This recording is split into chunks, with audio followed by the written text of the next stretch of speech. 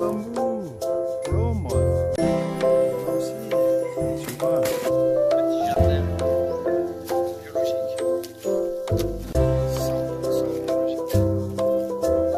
Pas simplement du légume.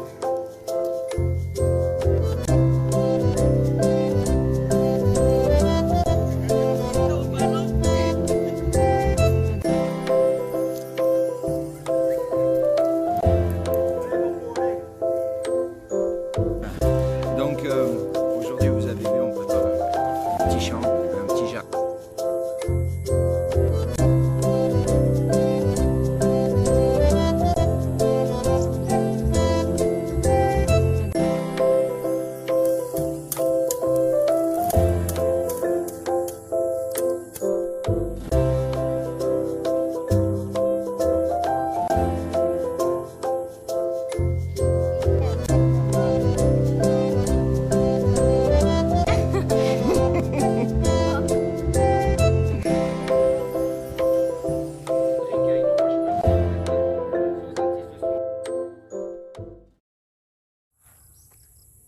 Salut les potos, j'espère que vous allez bien, que tout se passe bien pour vous.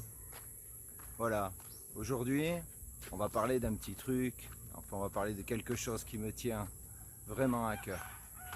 On va parler de jardin biologique. On va parler de la fantastique opportunité que nous avons de pouvoir faire pousser nous-mêmes nos légumes, élever nos animaux dans le respect et l'amour comme il se doit. Nous avons commencé il y a quelques semaines un projet avec mes amis paysans, mes compagnons de jardinage. Hé Rouya, comment ça va? Ok là? Hein? Allez! Des gens formidables, des gens qui connaissent la terre, qui l'écoutent. On est en train de participer à une sorte de challenge. Sur les îles, depuis le Covid-19, la vie a quand même un petit peu changé. On s'est aperçu que les choses qui venaient d'autres îles commençaient à manquer sérieusement. Nous n'étions pas en autosuffisance. Et le président Duterte ainsi que le gouverneur de l'île ont proposé de montrer ou de faire un challenge entre fermes pour pouvoir donner aux gens les clés de la réussite, de l'autosuffisance, de pouvoir subvenir à nos besoins sans qu'une aide extérieure nous soit apportée. Et ce challenge, avec mes amis, nous avons voulu le relever. Donc on va s'asseoir un petit peu sous cet arbre avec plein de petites plantes, de jolies fleurs, pour pouvoir un petit peu expliquer la chose. C'est très simple. Ces gens n'ont pas beaucoup de solutions, n'ont pas de jardinland, de carrefour ou je ne sais quoi pour aller chercher les pépinières, les petits arbustes, ne serait-ce que les graines. Donc tout se fait manuellement, tout se fait en bouturage, en repiquage ou en faisant soi-même ses graines pour laisser aller à maturité les fruits et les légumes et pouvoir récupérer les graines bien évidemment qui sont à l'intérieur. Donc tout ça c'est un challenge qui va se faire bien évidemment sur quelques mois pour que nous sachions qui a le meilleur système biologique, aussi bien que ce soit pour les insecticides, aussi bien que ce soit pour aussi les bouturages et les pépins, enfin les graines, les semis, tout ce process. Voilà. nous avons eu la visite d'une jeune femme de Manille qui fait partie de l'équipe de Monsieur Duterte. Et nous avons pu instaurer un dialogue constructif, voir réellement où sont les problèmes et quelles sont les solutions que nous pouvons apporter à ceci. Donc ça a été très, comment dire, une sorte de changement est en train de prendre forme. Vivre avec la terre, ce n'est pas faire ce que l'on veut. Vivre avec la terre, c'est, comme je le disais précédemment, c'est l'écouter, c'est la regarder, c'est l'admirer.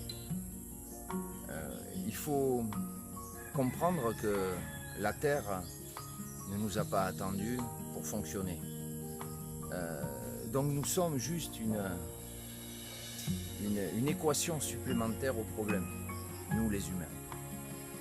Et c'est ça en fait que nous allons essayer de démontrer à toutes les personnes qui prônent l'agriculture non biologique, les gens qui poussent la terre, quand je dis pousser la terre, qui pompe la terre, quand on plante des choses, les énergies, toutes les substances nutritives sont aspirées bien évidemment par les racines et par la plante.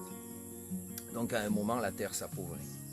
Donc il faut en fait comprendre les cycles et surtout savoir quels légumes ou fruits pouvons-nous planter après certains autres légumes. Il faut aussi penser que nous pouvons enrichir nous-mêmes la terre en faisant des terreaux, en faisant des composts, en faisant nous-mêmes nos substances, nos apports de vitamines, de nutriments. Donc tout ça, c'est un savoir-faire qui peut prendre beaucoup de temps. Et surtout, je répète, surtout la compréhension. Je suis en train de me faire attaquer par une myriade de moustiques. Donc nous allons bouger un petit peu et continuer notre discussion en marchant. Oups, problème technique. Donc nous avons commencé donc déjà nous avons été choisis, on avait postulé. Et donc cette jeune femme est venue pour s'assurer de la bonne marche de cette ferme, de la bonne marche du jardin qui est en cours. Ça fait à peu près un an que l'on travaille sur cette terre. Il y a vraiment des gens, surtout un ami, Rommel, qui est un gars formidable, qui avant était un ancien plongeur soudeur et qui a décidé de changer de vie et de revenir aux sources et de revenir à la terre. Parce qu'on va tous revenir à la terre. Donc nous avons beaucoup d'espoir dans ce projet et je vais vous montrer un petit peu quotidiennement ou toutes les semaines, je ne sais pas en fait exactement comment ça va se passer, mais je vais vous donner des nouvelles au fur et à mesure que les choses avancent. Vous montrer un petit peu qu'il est possible, avec de la bonne volonté, aide-toi et le ciel t'aidera. Le fameux l'adage très très important. Que si on veut se donner la peine, la nature nous le rendra au centuple et surtout nous mettre en autosuffisance. Parce qu'il faut penser que les jours noirs que nous venons de vivre ne sont pas terminés, malheureusement. nous devons nous préparer au pire. Alors c'est sûr, vous me direz, toi tu es sur une île, tu peux survivre plus facilement que nous à Paris ou à Lyon ou à Marseille. Oui, c'est vrai. Mais rien ne nous empêche de faire des petits jardins de quartier.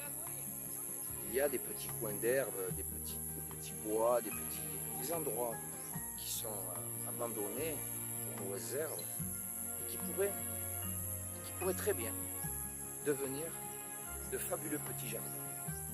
Je ne dis pas qu'ils deviendront fantastiques dès la première année. Mais si vous mettez beaucoup d'amour dedans, je suis sûr que vous aurez d'agréables surprises, même la première année. Donc les poteaux, je ne vais pas vous embêter plus. Voilà, je vous dis juste que le jardin bio de Chomby est ouvert et que nous allons suivre ça tous ensemble en espérant que nous gagnons le challenge de la meilleure ferme biologique des Philippines. Voilà. Ok? Alors, je vous souhaite beaucoup de courage dans ces heures graves. Et je vous dis à très bientôt. Voilà. Ciao les potes.